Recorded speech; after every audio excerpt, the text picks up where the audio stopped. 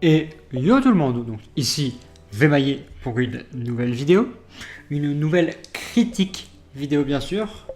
Donc ça fait 2 semaines que la dernière est sortie et là on se retrouve encore pour une critique d'un film qui est sorti donc au moment où je vous parle aujourd'hui en fait. En France il est sorti aujourd'hui, donc le 23 juillet 2025. C'est une réaction que vous allez avoir à chaud, donc une réaction qui... En fait je viens de sortir du film il y a une petite dizaine de minutes. Et donc quand je dis une réaction vraiment à chaud, c'est-à-dire que la réaction que je vais avoir là, c'est... il n'y aura pas une longue réflexion avant. C'est peut-être pas le meilleur move que j'ai à faire, mais au moins ça permet d'avoir les images en tête, de pouvoir bien vous parler de ce que j'ai vu, durant ce film qui est moins long de ce qu'on a l'habitude de voir dans ce type de film-là. Ce qui m'a d'ailleurs un peu surpris, mais qui n'était pas non plus le pire des choix qu'on a pu voir. Donc c'était plutôt cool. Mais c'est vrai que du coup, c'était pas ce à quoi je m'attendais niveau longueur. Donc, bien sûr, ce film est assez impressionnant puisque son lead acteur, donc sa star lead, enfin sa star, l'une des stars du film, donc les plus médiatisées, est en fait à l'affiche de 2 films cette semaine. Ce qui fait que du coup, on se rend compte que c'était un acteur assez reconnu, puisque oui, c'était un acteur, fallait bien s'y attendre, si je dis ça, que c'était un acteur. Et je parle bien sûr du coup de Pedro Pascal, donc vous avez très vite compris de quel film je suis censé vous parler aujourd'hui.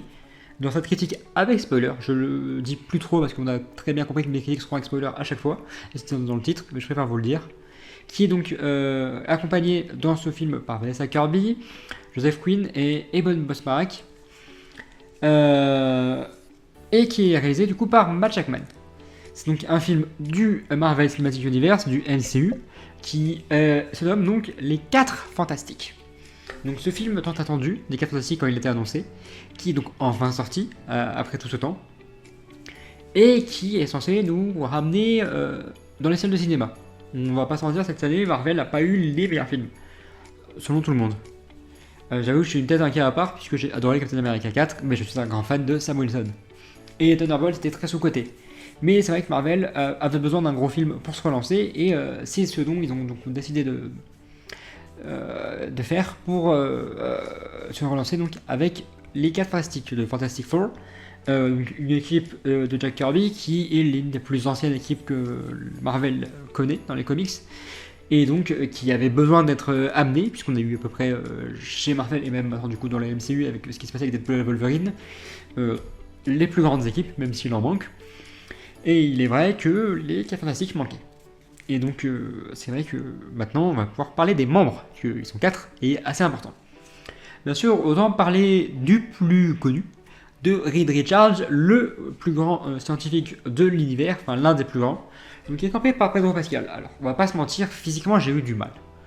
La moustache qu'il a pas rasée, ça fait très bizarre. Et on va pas se mentir, pour moi le dernier acteur en date qui faisait vraiment Reed Richards, c'était plutôt John Krasinski ou à l'ancienne, dans les anciens films, Ian Crawford, qui était pour moi le mec qui faisait Reed Richards physiquement et qui était impressionnant quand tu le voyais physiquement, tu te disais oui, c'est sûr et certain que le caractère des comics est ramené du coup en version réaliste dans ce film avec ce physique et ça fonctionnait bien. Et pourtant le jeu de Pedro Pascal n'est pas le pire qu'il ait fait, il est plutôt bon.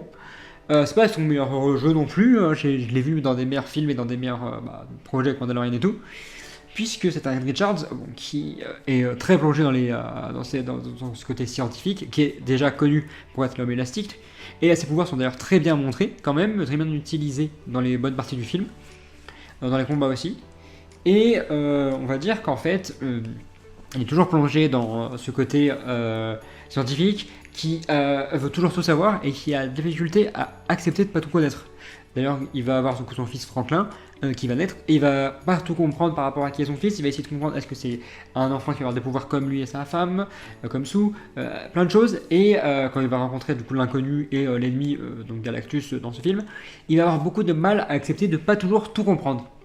Et il va tout faire en fait pour tout comprendre, et donc ce côté très scientifique, il utilise très bien ce côté scientifique, donc bien sûr là, l'intelligence de Reed Richards est très très bien utilisée dans ce film quand même, c'est pas le pouvoir le plus impressionnant, puisque tout le monde peut être un scientifique, Et c'est pas vraiment le pouvoir de Reed Richards, puisque on sait vraiment qu'il est connu pour être l'homme élastique, et qu'il utilise plutôt bien ses pouvoirs dans toutes les circonstances dont on a besoin, dans les combats, dans les moments de stress, dans la course-poursuite, parce qu'ils ont une fusée aussi, à un moment donné, ils vont faire une course-poursuite, il a besoin de lui, et il manque des mains, il est loin, il l'utiliser pour ça, pour du coup mettre en place les actions quand ses camarades ne le font pas ou sont un peu plus en retard, puisque avec le stress, c'est plus difficile d'être à l'heure et du coup de pouvoir facilement tout faire, puisqu'ils sont que 4, et c'est pas facile du tout.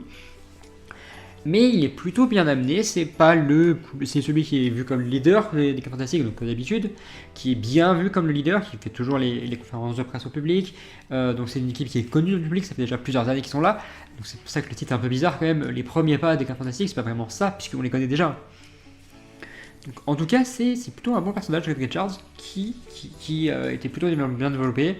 On a vu des meilleurs développements, par exemple dans les anciens films, mais celui-là est plutôt bien développé, c'est pas le pire, et franchement, je suis plutôt content d'avoir été surpris par le jeu de Pedro Pascal, même si physiquement il avait du mal à faire un Reed Richards comme je le pensais. Contrairement par contre à Vanessa Kirby, qui pour moi fait très Sue Storm. Physiquement, déjà, alors Sue Storm physiquement, c'est la Sue Storm des comics, le blond, les yeux bleus, je vais en parler parce qu'ils vont servir énormément dans le film, surtout, et qui fonctionne plutôt bien, qui fait bien honneur du coup aux anciennes versions qu'on ait pu avoir, et qui a ce caractère quand même, c'est une scientifique, elle est mariée à Reed Richards. Les deux sont un très bon couple qui veulent avoir un enfant qui vont finir par avoir. Elle va avoir très très facilement ce côté maternel, contrairement du coup à Reed, qui lui voulait un enfant mais n'a jamais été vraiment préparé, ne s'y est jamais vraiment préparé. Alors qu'elle, on sent qu'elle est préparée, qu'elle veut vraiment le bien de son enfant. Tout le long du film, c'est ce qu'elle va faire. D'ailleurs, elle va porter le film dans son jeu. En fait, c'est un peu elle qui porte le film plus que d'ailleurs Reed. Dans ce film donc les Fantastiques, où elle est présente pour Galactus en fait ce qu'il veut, je pense que c'est un truc qui vient des comics, je peux pas vraiment vous le dire en vrai, pour sauver la planète Terre il veut Franklin, et elle a ce côté très maternel, instinct très maternel de dire jamais tu prendras mon gosse, normal. Et là on va parler du coup d'un point qui m'amène à un point que j'ai trouvé débile, mais à un point, franchement, je vais vous dire que le débile que j'ai pu voir, c'est impressionnant, et pourtant, j'en ai vu des films, mais là, c'était débile, mais débile au possible. Alors, ils expliquent qu'ils vont jamais vouloir donner à leurs enfants Galactus pour sauver la Terre. Qu'est-ce que les humains font? Ils n'acceptent pas, ils sont en colère, ils leur en veulent, mais ils ont pas réfléchi 2 secondes quand ils ont réalisé ce film, que quand quelqu'un a un gosse, il va tout faire pour son gosse, et c'est normal. Et en plus, les gens, c'est pas que des gosses qui gueulent, c'est des adultes, des parents, des gens qui ont des gosses. C'est ce côté où tu dis, ils sont adorés juste parce qu'ils ont fait une décision et que la Terre est condamnée parce qu'ils veulent sauver leur fils, ce que chaque humain aurait fait. Et ben ils sont pas contents. Il en a fallu plusieurs minutes après dans le film, peut-être bien 10 minutes, 20 minutes, pour que Sue fasse un discours avec Franklin, leur disant ma mère m'a toujours dit qu'elle allait remuer sa terre pour moi, mes parents c'est ce qu'ils ont toujours dit. Donc c'est ce qu'on va faire pour nos enfants. Là, les gens de la Terre se disent bah oui, en fait, c'est la raison que tes parents devraient faire, auraient dû avoir. Donc c'est une scène qui met encore plus en valeur Sue, certes, mais cette décision très débile que les humains comprennent pas, je trouve ça très peu réaliste. Moi qui aime bien voir le réalisme dans le MCU, parce qu'ils sont quand même assez forts pour montrer des émotions assez réalistes des humains. Et là, j'ai rien compris. Je me suis dit mais ouais, il y a un souci là, c'est pas normal du tout. Et c'est ce qui m'a un peu attristé, puisqu'on a moins ce côté par contre, donc avec la chose, donc Ed Grimm, des humains qui ont peur de lui, qui comprennent pas vraiment qui il est, qui ont un peu peur qu'il traverse la rue. Non, là il est vraiment vu comme un héros. Il semble avoir quand même, à certains moments, un peu de difficulté à accepter son physique, puisqu'il a un physique assez spécial, avec cette roche et tout, à cause de la mission. Mais les humains n'ont plus vraiment peur, ils l'acceptent comme il est, ils sont plutôt contents d'ailleurs de le voir, c'est vraiment à chaque fois, typiquement à un moment donné il est devant une école, il fait ses courses, et il passe devant une bagnole, les gamins ils disent « Viens, soulève la bagnole, balance-la, amuse-nous un peu ». Mais c'est jamais très méchant, et tu sens qu'il a du mal quand même, c'est pas le plus montré par rapport aux autres films 4 Fantastiques, où on se rappelle que dans le deuxième, il va même tout faire pour récupérer son vrai visage. Mais tu sens qu'il a du mal, qu'il a du mal par exemple aussi à se laisser pousser la barbe avec la roche. Il dit bah ça fait bizarre, moi je me rase toujours. Jusqu'à ce que Johnny lui dise ah mais c'est pas mal. Et qu'il y a une femme qui le séduit un peu qui dise ah oui c'est pas mal du tout, franchement j'aime bien ce que t'as fait Ben. Donc c'est un truc plutôt cool où tu te dis ah oui c'est une bonne idée. Donc il accepte plus facilement son physique, il s'en sert facilement dans les combats aussi et il a pas trop de soucis. Il a juste un seul souci, et je ne sais pas si ça vient du coup de comics ou tout, mais il a du mal à dire It's a Global in Time où ça va chauffer grave, qui est la phrase la plus connue du coup de Ben. Et tu te poses la question, tu te dis ah vraiment du coup ça donne un truc un peu plus impressionnant. Quand il le fait, ah oui quand même, il le fait vraiment. Et quand il le fait, c'est qu'il y a vraiment besoin, et que c'est hyper important, et que s'il le fait pas, bah c'est parce qu'en fait ça sert à rien. C'est qu'il est vraiment en colère et que ça fonctionne et que du coup ça donne un aspect un peu plus impressionnant et un peu plus intéressant. Quand il dit ces mots-là, tu te dis ah oui c'est sérieux, faut y aller quand même. Hein. Contrairement aux autres moments. Et il n'a pas perdu ce côté aussi très scientifique. On rappelle que c'est le meilleur ami de Reed, que c'est deux grands scientifiques et que ça fonctionne très bien le duo dynamique entre les deux.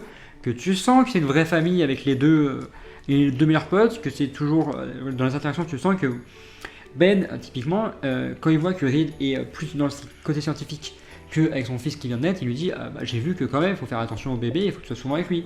Et que à ce côté, il dit ah ouais, il a ce côté très paternel, très amical aussi, très famille en fait. Et c'est la famille la plus connue du MCU, donc ça fonctionne bien. Et je suis plutôt content de cette interprétation de Ben, qui physiquement est très bonne. Franchement, chapeau pour le travail. Je ne sais pas si c'est de la CGI ou si c'est vraiment du maquillage, choses comme ça, comme Marvel a pu faire sur d'autres personnages. Mais ça a dû mettre du temps et c'est bien montré, bien utilisé. Et je suis plutôt content du coup d'avoir cette version de Ben par rapport à la suite. Donc je voulais dire que je suis assez content d'avoir cette version de Ben, contrairement à celle de Johnny. Alors malheureusement, quand j'étais gosse, j'étais tellement proche, quand j'ai vu les 4 Fantastiques, de la version Chris Evans, qui pour moi était le summum de Johnny. Et on va dire, je suis tellement attaché à cette version-là que j'ai énormément de mal avec celle de Joseph Quinn. Ça n'enlève pas qu'il a un bon jeu d'acteur, qu'il est très bon. Il est presque devenu autant principal que Sue dans l'histoire, et même presque un peu plus en avant que par moment Reed ou Ben. Ce qui est plutôt bien d'ailleurs, c'est du coup la famille Storm qui se met en avant. Et en fait, tu vois moins ce côté où normalement Johnny c'est un mec qui est séducteur, qui est très beau, qui en profite. Là il le fait quelques moments dans le film, pas de fou. Ce côté où c'est normalement aussi un cascadeur moto, un vrai cascadeur, un vrai fougueux, un vrai fou. Tu le sens un peu moins quand il est dans l'histoire. Après, je peux comprendre que l'excuse pourrait être de dire ça fait plusieurs années qu'ils font déjà ça, il a pris de la maturité, il a moins ce côté où il est aussi énervant pour Ben, et du coup ils ont pris plus de temps par rapport peut-être aux anciens films où c'était du coup vraiment les débuts de l'équipe. Là, ça fait quelques moments déjà qu'ils sont là, ils ont sauvé plusieurs fois la Terre, plusieurs fois combattu des méchants. Donc c'est vrai que je peux comprendre, mais j'ai énormément de mal. Alors que déjà les scènes en tant que torche humaine, il est très bien amené, très bien utilisé. Il utilise très bien le fait que la torche humaine fonctionne que sur la Terre, c'est-à-dire que sans combinaison spéciale et qu'ils sont dans l'espace, il a très peu de possibilités d'utiliser son pouvoir, et même quand il a une combinaison, il a une réserve spéciale. Donc ses pouvoirs sont quand même pas illimités, ils ont une limite, c'est leur pouvoir eux, c'est limité à la Terre. Sauf quand Reed aura réfléchi par la suite pour une autre mission, donc leur deuxième mission pour rencontrer du coup Galactus, a des costumes spéciaux, sur une idée de Johnny, qui permettent d'utiliser les pouvoirs.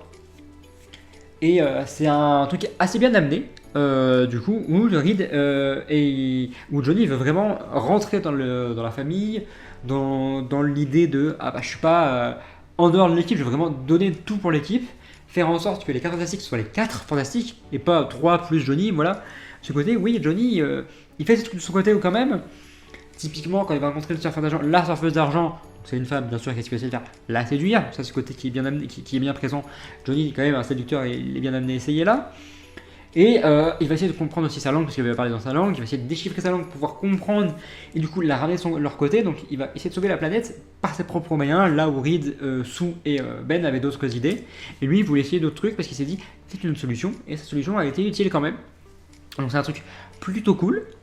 que j'ai bien amené avec Johnny, même si je suis très attaché à celui de Chris Evans, et je pense qu'il va falloir plusieurs visionnages, plusieurs moments, du temps, pour me détacher de cette version-là, et accepter celle du coup de Joseph Whedon. Mais c'est un truc qui est présent pour pas mal de gens. Je sais que si on a un autre successeur à Iron Man, on va avoir du mal à se détacher de Robert Downey Jr. C'est d'ailleurs pour ça que Doom est difficile à accepter.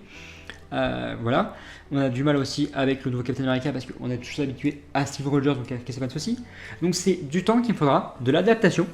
Mais je suis d'accord pour dire que oui, il est hyper important dans ce film-là. Et c'est bien de voir que les 4 ensemble sont essentiels. Et c'est bien l'idée du film. C'est que c'est les 4 fantastiques. C'est la famille et les 4 fantastiques. Et ils peuvent rien faire sans être les uns avec les autres pour accomplir leur mission. Et c'est totalement ce qu'on voulait en fait dans l'histoire quand on voit les 4 fantastiques.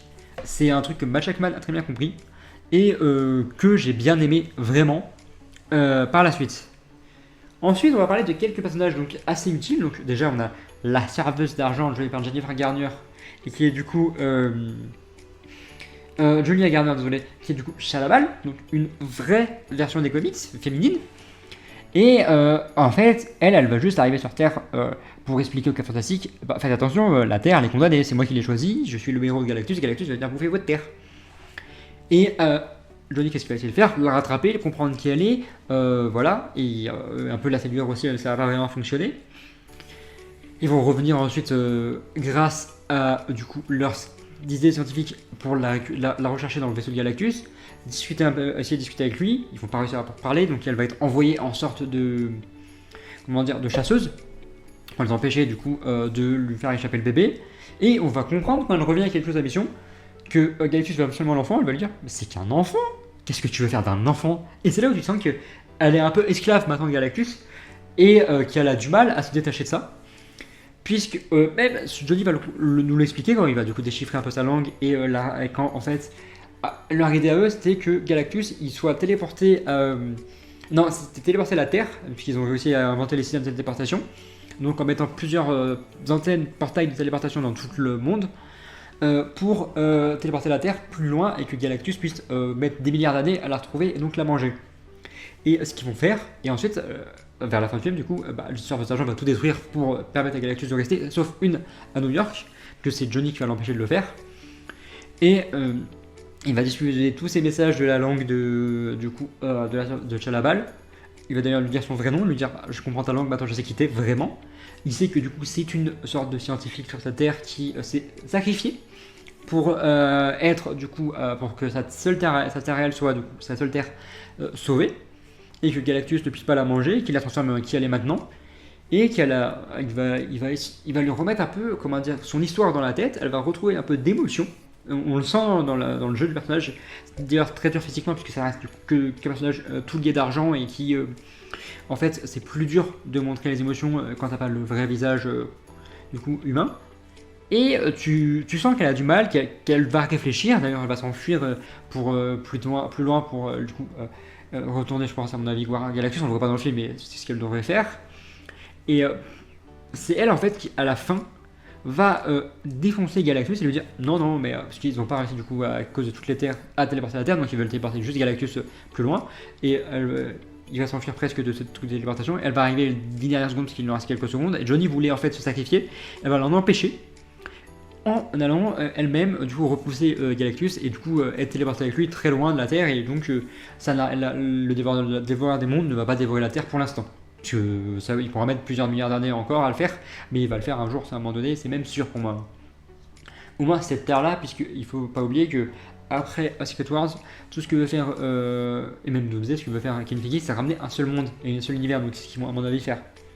Oui, ils vont essayer d'en parler un peu, j'espère d'ailleurs que ça sera montré et pas mis hors film, hors contexte, parce que c'est difficile. Mais tu sens du coup qu'il y a une surfeuse d'argent qui est un peu esclave, qui est un peu un sous-fifre de Galactus qui est un peu forcé de faire ce qu'elle veut et qui au fur et à mesure du film grâce à Johnny qui va s'intéresser à elle, qui veut vraiment sauver sa planète et qui va lui faire comprendre que ce qu'elle a fait c'est sauver sa planète, il veut juste faire comme elle et elle va reprendre son côté un peu plus empathique, un peu plus on peut dire humain en fait en réalité et elle va permettre à la Terre d'être sauvée et devenir presque du coup le méchant qui passe du bon côté. Ce qui est du coup une très bonne idée et ce qui fonctionne bien.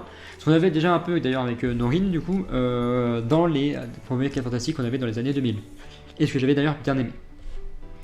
Ensuite, du coup, bon, on va parler, avant de parler du grand méchant, parce qu'on sait qui c'est, on va parler du coup de un petit méchant qui s'appelle Maulman, l'homme taupe, qui est joué par nul autre que quelqu'un que j'adore, Paul Walter Hauser, donc qui joue Rascal dans Cobra Kai, on va pas en parler, mais c'est un personnage que j'adore, qui en fait est, il vit sous la terre, donc sous la terra, et c'est un méchant qui en fait au début voulait juste s'en prendre à la terre et tout ramener tout ce qui était à la surface dans le souterrain, qui au fur et à mesure du temps va discuter avec Sue, qui la respecte d'ailleurs parce qu'elle reste une grande figure et qui est respectée par tout le monde. Donc ils vont faire une sorte de discours pour parler, pour qu'il y ait une alliance entre les deux. Et il va être très utile à la fin du film parce que les Fantastiques vont lui demander en fait d'accueillir dans son côté de souterrain tous les humains pour que pendant le combat contre le Galactus, il va avoir des dégâts et qu'aucun humain soit blessé. Un truc qui est très important que Marvel n'avait pas compris dans les premiers films. Je rappelle que dans Avengers, le premier, et d'ailleurs dans des films dans tous les films Avengers, on va pas se mentir, et dans beaucoup de films Marvel, à chaque fois il y a des dommages collatéraux des humains et tu te disais mais ils ont pas réfléchi aux humains là dans Avengers, je me rappelle le tout premier, il y avait des humains partout, tu te disais mais qu'est-ce qui va se passer pour eux avec tous ces Chitauri et tout. Là on sent que il y a une réflexion en plus, un truc que j'avais adoré d'ailleurs dans Superman chez DC, donc dans le côté inverse et dans l'ennemi, dans le rival de Marvel, ce côté où oui les humains sont importants et il faut penser aux autres et pas que et qu'il y a des dommages collatéraux, et c'est un truc qui a été bien amené et qui permet du coup de faire comprendre que Maulman est un sorte de méchant qui s'est repenti, qui va rester je pense par moments des fois méchant, qui change un peu comme Harley Quinn qui des fois aide chez DC Comics Batman, des fois non, comme Deadpool aussi qui a pu avoir ses côtés où il fait un peu le débile et il peut être vu comme un ennemi pour certains membres des héros ou des Avengers, pour certains héros qui en fait il est un héros par moment aussi, donc c'est ces anti-héros là qui fonctionnent plutôt bien.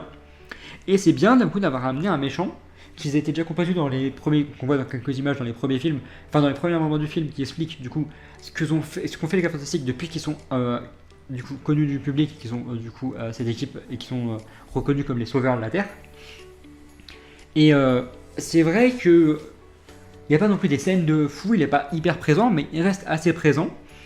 Il a ce côté très aussi marrant et qui fonctionne bien parce que Paul Walter Hauser est un mec assez drôle aussi, il le joue bien, que ce soit un peu dans son expression, dans le côté physique, dans son parler aussi en tant que Maulman ou l'homme taupe. Et heureusement qu'il est là et heureusement que Sue a eu cette idée là et il permet du coup de se dire les méchants sont pas toujours méchants et ils peuvent avoir besoin d'eux par moment. Et c'est un truc qui est bien amené et je trouve ça plutôt cool. Ensuite, je vais vous parler d'un autre personnage qui n'est pas très utile, mais qui reste utile pour en fait Ben. Donc en fait, c'est Rachel Roseman qui donc est jouée par Natasha Lyonne. Et en fait, Rachel Roseman, c'est une jeune femme qui vit dans le même endroit où du coup Ben a vécu, qui est travailleuse dans un foyer pour les jeunes et qui discute un peu avec lui. Et tu sens que c'est un côté où en fait Ben est un peu séduit par elle et tu sens que c'est ce côté qu'on avait dans les anciens, un peu le love interest de Ben, qui s'en fout un peu de son physique, qui l'aime d'ailleurs bien avec sa barbe en pierre et tout, et donc qui permet de ramener à Ben les sentiments humains, de le ramener de ce côté humain, même si c'est du coup une chose avec une pierre et tout. Et donc c'est un petit personnage qui est plutôt cool, qui n'a pas un grand intérêt, mais qui est assez utile, et je pense qu'il pourrait être assez utile par la suite, du coup pour Ben, qui du coup ne sera plus seul, comme il se sent vraiment, en réalité on peut dire un peu seul, et qui aura du coup quelqu'un à qui tenir. En dernier, avant de vous parler du coup de... Parce que en fait, quand j'ai dit que Ben tenait pas, il était seul, il tient quand même, et toute l'équipe tient en fait un Herbie, donc sa voix c'est Matthew Wood, mais en fait il parle jamais, c'est juste des petits bruits. Et en fait c'est le 5e, on va dire 6e, puisqu'il y a Franklin maintenant, membre de l'équipe, et c'est le robot qui en fait est là pour faire la cuisine, pour monter le berceau, donc pour aider l'équipe, qui est très proche quand même de Ben et de tout le monde, et c'est ce robot un peu intelligent qui est assez drôle, assez cool, et c'est ce côté un peu plus humoristique, un peu plus fun du film, puisque c'est un film assez sérieux quand même. Et il y a ce côté fun avec ce robot Herbie qui reste quand même utile parce qu'on voit qu'il est là dans la maison, quand ils sont sur Terre et tout, et qu'il a un côté où il est là dans l'espace. Donc il a été bien programmé par Reed et par, je pense, toute l'équipe pour qu'il ait une conscience propre à la Terre, à tout ce qu'il doit faire sur Terre, et quand il est dans le vaisseau, sur l'espace. Et c'est plutôt cool. Et Herbie, je pense qu'il peut rester présent dans le film, qui reste une sorte de babysitter pour Franklin et tout quand ils sont pas là. Donc il est plutôt cool et un truc un peu plus fun dans le film qui est un peu plus calme. Et c'est un truc que j'ai bien aimé, mais c'est pas un personnage hyper important. Ensuite, on va parler du coup du personnage important, Galactus, niveau méchant, donc qui est joué par Ralph Ineson, qui a une très très belle voix. Qui fait que même en VF, et je peux même vous dire actuellement son doubleur VF c'était Emmanuel Giacomi, qui est un très bon quand même comédien de doublage reconnu, et qui est physiquement déjà, on va pas se mentir, Galactus est hyper respecté de ce qu'on a vu dans les comics et ça fonctionne très bien. C'est un vrai géant qui a un vrai vaisseau qui physiquement il marche très très bien, et dans la pensée c'est encore vraiment mieux. Tu sens que il se sent Dieu, il se sent comment dire, il se sent plus supérieur aux humains, que quand il dévore les planètes, il s'en fout un peu, il a vraiment de sentiments, tout ce qu'il veut, tout ce qu'il dit. Même, en fait, tu sens qu'il est un peu dénué d'émotions jusqu'au moment où il explique en fait, si je veux Franklin, c'est parce que c'est le prochain qui pourra dévorer tout, qui pourra assez d'énergie pour dévorer les mondes, et pour m'empêcher de garder cette malédiction qui fait que maintenant je suis géant, sachant qu'avant j'étais tout petit comme les humains, et que juste à force d'avoir un appétit comme ça, une sorte de malédiction qui fait que c'est cet appétit là, et bien je suis devenu géant. Et il veut juste Franklin pour le remplacer. Mais tu sens que ce côté un peu plus émotionnel, en fait il est très peu présent parce que tout ce qu'il veut en fait ensuite c'est réussir vraiment à capturer Franklin et à détruire la Terre pour s'en aller.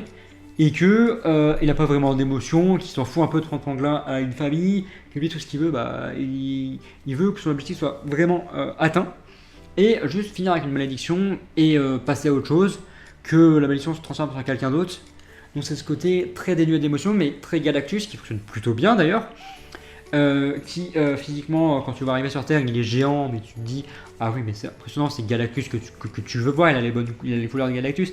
Franchement le travail a été très bien fait, il est assez impressionnant, assez imposant, mais on va pas se mentir, il n'est pas excusez-moi, invincible, puisque Sue, en utilisant toutes ses forces, va réussir à le repousser jusqu'à leur fameux portail de téléportation pour le téléporter très loin.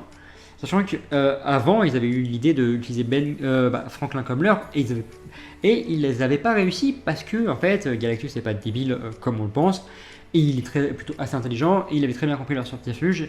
Il a juste fallu d'un moment d'inattention et surtout d'une mère très énervée parce qu'elle veut récupérer son fils pour le vaincre. Mais il n'est pas facile à vaincre, et c'est un très bon point du film parce qu'on veut un vrai méchant comme Galactus qui soit portrayé comme il l'est. Et qui n'est pas si facile que ça à battre, même si c'est pas le plus dur, mais qui n'est pas le plus facile non plus à battre, et qu'il faut de la réflexion. Ensuite, quand on parle de méchants, il manque un personnage, puisque je ne vais pas pouvoir aller de Franklin, parce qu'il n'est pas vraiment utile, mais il manque un vrai personnage du film. Et en fait, certains avec qui j'ai discuté m'ont dit « Ouais, mais c'est normal, c'est fait exprès, mais j'ai du mal. » Alors, quand je dis que j'ai du mal, en fait, je vous parle donc de Victor Von Doom, donc de Fatalis. On va pas se mentir, en fait dans le film, à un moment donné, quand ils vont présenter dans une sorte de talk show l'équipe et toutes leurs missions, comment elles sont venues les 4 fantastiques, comment ils ont leur pouvoir et tout, il n'y a que les 4 de portrayer. Il faut pas oublier qu'un truc, dans les origines de base des pouvoirs qu'ont les 4 fantastiques et de la mission, ils sont 5 scientifiques. Il y a Victor dedans. Et là tu sens qu'il est omis, tu dis que c'est certainement parce que les fantastiques ont demandé à ce que ce soit fait, que quand ils ont à mon avis créé cette interview avec cette sorte de vidéo de de tout expliquer, ils ont fait exprès de couper le moment avec Victor pour l'oublier. Et il est très bien oublié parce que dans toutes les anciennes vidéos, dans toutes les missions dont ils parlent à l'ancienne où ils ont leur pouvoir, ils parlent jamais de Victor. Le seul moment où on a une sorte de teasing de Victor, c'est plusieurs fois quand Sue elle fait un congrès avec tous les pays, t'as la Latvérie qui a son drapeau et qui a personne d'assis. Donc certainement qu'à ce moment-là déjà, Victor a son pays, qu'il est occupé dans son pays. Et par contre, ça c'est très bien portrait parce que Victor a toujours été quelqu'un qui reste chez lui et qui s'en fout un peu des autres tant qu'on ne l'embête pas. Et c'est très bien portrait dans les films d'animation, dans les séries et tout. Et ça a été très bien portrait donc là dans ce film-là. Mais j'avoue que j'ai eu un peu de mal. C'est un parti pris qui peut fonctionner pour d'autres, de dire on va vraiment se concentrer sur Galactus et d'autres méchants et omettre Victor. Mais moi j'ai eu du mal parce que je me dis, ouais, mais Victor c'est quand même quelqu'un d'important, d'hyper utile pour les 4 fantastiques. Et sans Victor, ouais, c'est quand même spécial. Victor c'est pas n'importe qui quand même. Ça reste l'élu emblématique de Reed et c'est bizarre de jamais en parler. Vraiment, t'as des petits signes de la vérité, t'as des petits teasings par-ci par-là, mais je m'attendais vraiment à plus. Et j'avoue que je m'attendais à plus voir possiblement le réel Victor, parce que en fait, ou au moins Robert Downey Jr. en Victor, parce que pour moi ça va être simple.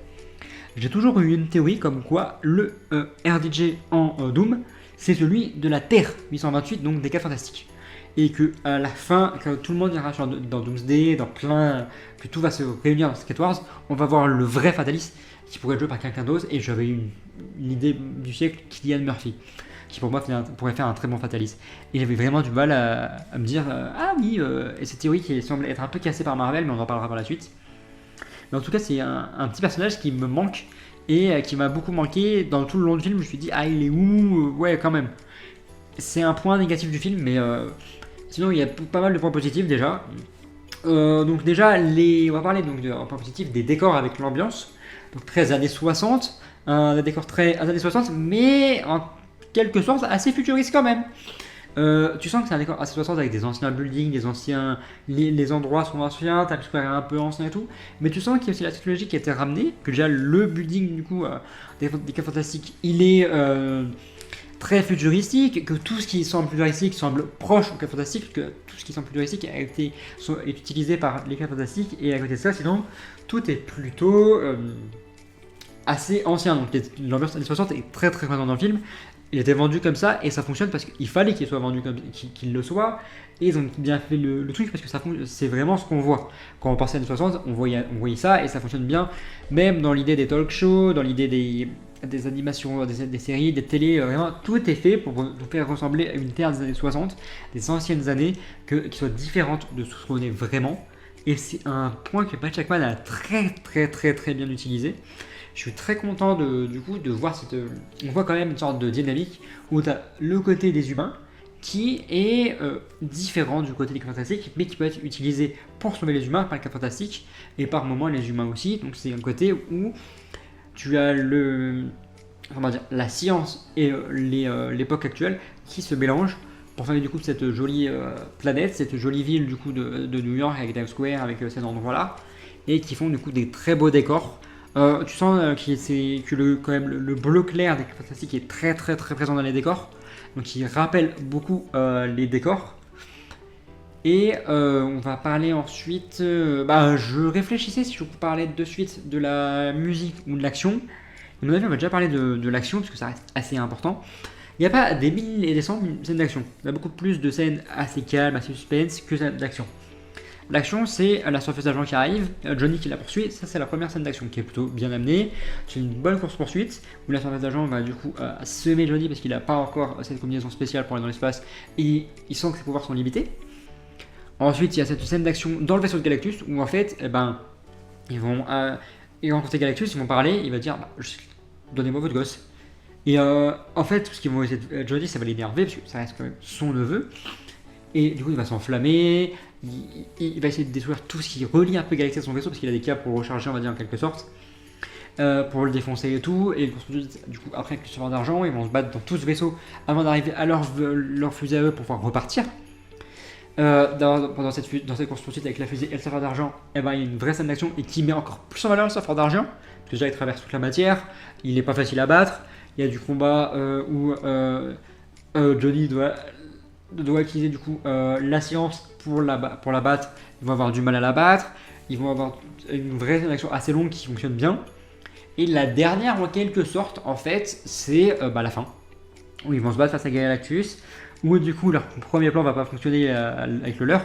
Donc pour sauver le petit Franklin, ils vont unir leurs forces avec Sue qui va le repousser jusque le plus loin, Ben qui va aider Sue avec utilisant sa force pour défoncer des bâtiments là où se tenait Galactus pour le faire tomber. qui va utiliser du coup ses pouvoirs pour récupérer son fils, et Johnny qui va à la fin vouloir du coup repousser très loin Galactus dans ce trou, dans cette trou de déportation, et là il va se faire sauver par du coup le Sceptre d'argent. Mais du coup l'action est assez bien rythmée, chaque personnage a son moment, il n'y a pas un personnage en dessous, donc les pouvoirs sont très bien amenés, les contre-pouvoirs aussi sont bien amenés des méchants. Et c'est une action où, oui, tout est bien rythmé, et donc tu te perds pas, et c'est pas rushé, tu sens qu'il y a eu un très bon travail de montage pour que ça fonctionne bien, et qui est accompagné en plus, on va aller maintenant dessus, hein, par des musiques de suspense, la bande son de suspense est plutôt bonne, tu ressens la vibe années 60 dans certains moments de suspense, dans certains moments de musique, dans le côté des combats, tu ressens plus la vibe Fantastic Four, avec cette fameuse musique donc, qu'on entend dans les trailers et tout, Fantastic Four, avec un peu de réverbération. Tu le ressens un peu dans les thèmes, tu sens que j'ai pas l'impression d'avoir entendu des thèmes particuliers pour chaque personnage, puisque ça reste une famille, donc tu sens qu'il y a un thème en commun pour la famille qui est fantastique. Et que la musique, elle est hyper utile à l'histoire, parce que même dans les scènes sans action, de calme, de suspense et tout, de suite, tu sens que ça va passer à du sérieux, ou même des fois plus humoristique, avec la musique. Donc vraiment, elle sert d'appui, et elle nous fait comprendre là où ça va amener, et c'est plutôt cool d'ailleurs. Qu'est-ce que je peux... par la suite aussi, donc on a dit l'action, la musique, le décor. Je voulais vous parler aussi d'un point qui est plutôt bien amené. En gros, Sue, aussi dans ses côtés yeux bleus, dont je ne vais pas parler par la suite, tout à l'heure, c'est qu'en fait, ça a été bien amené pour montrer les pouvoirs de Franklin. Parce que Franklin n'est pas n'importe qui, et en fait, utilisant tous ses pouvoirs, Sue face à Galactus, elle va manquer, elle est morte. En fait, elle a plus de vie et tout, jusqu'à ce que du coup, Franklin soit ramené par Reed et par toute la famille sur elle. Il va lui redonner sa vie, et tu sens en fait qu'elle reprend la vie, que la vie revient en elle, avec ses yeux qui s'illuminent d'un bleu de fou. Et donc c'est là où tu dis, ah ouais, le choix de l'actrice, ou même des yeux bleus et tout, c'est hyper utile pour montrer les pouvoirs de Ben, et qui sont très beaux. Tu te dis, ah ouais, la vie, l'essence, son âme est de retour en elle.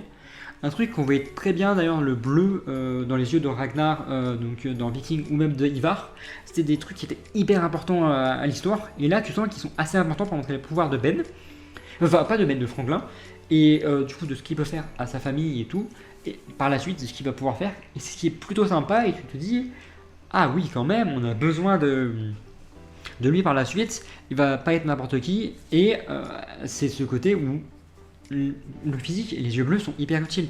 Et c'est bien pour montrer quelques moments, même des émotions et tout, donc c'est un bon parti pris. Je sais pas si c'est vrais yeux bleus, je crois que si, parce qu'elle est connue pour ça.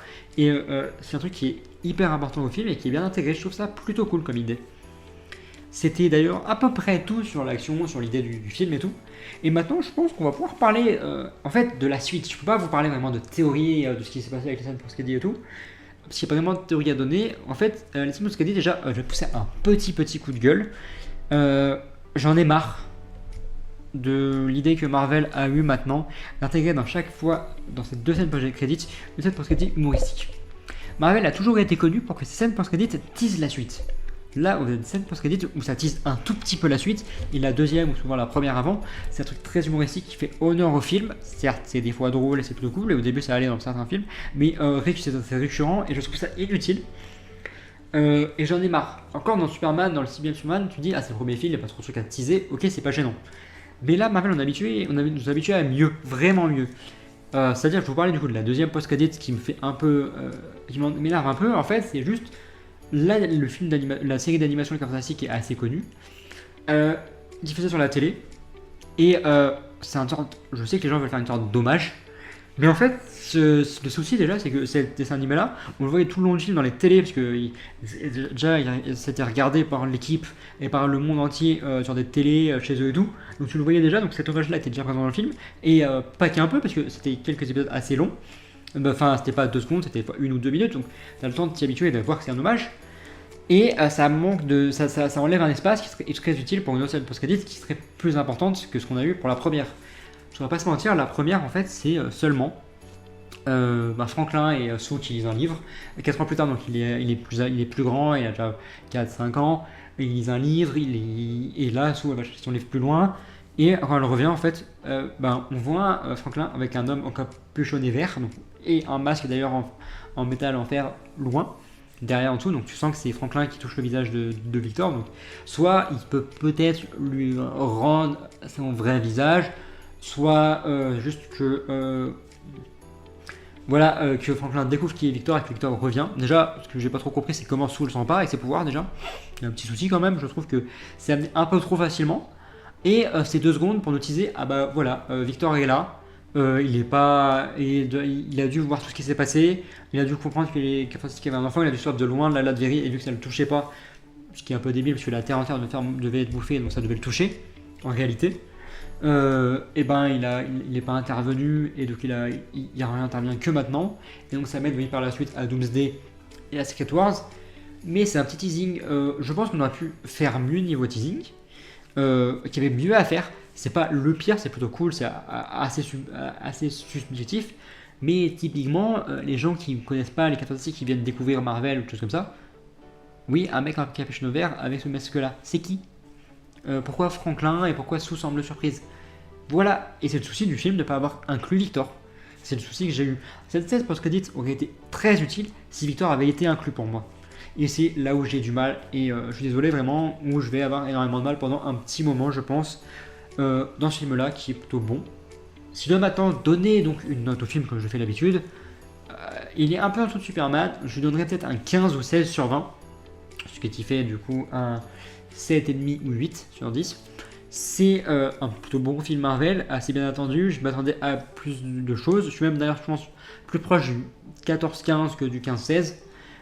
Et j'avoue que je suis un peu déçu de ce que j'ai pu voir. Je suis content quand même de l'avoir vu au cinéma. D'ailleurs, je vous conseille d'aller voir le film au cinéma. Comme chaque film, il faut toujours mieux avoir au cinéma. Et c'est tout ce que je peux vous dire. Faites votre propre avis, comme bien sûr. Moi, j'ai le mien, bien sûr. Et j'ai le mien avec l'expérience que j'ai du nombre de films que j'ai pu voir, comme ça, que j'ai réalisé un défi qui s'est reporté sur 2 années, que j'ai vu la plupart des Marvel, la plupart des DC, donc j'ai un peu d'expérience et c'est un avis avec tout ce que j'ai en cas, du coup, comment dire, que j'ai ingurgité, tous les films que j'ai vus, donc tout ce que je connais. Et on n'aura pas tous le même avis, et bien sûr, je suis là pour parler et en débattre avec vous dans les commentaires, sur mon serveur Discord Discord, ou quand je lance comme si vous voulez en parler aussi. En tout cas, c'était donc Vémaillé pour une nouvelle critique. Et ciao tout le monde!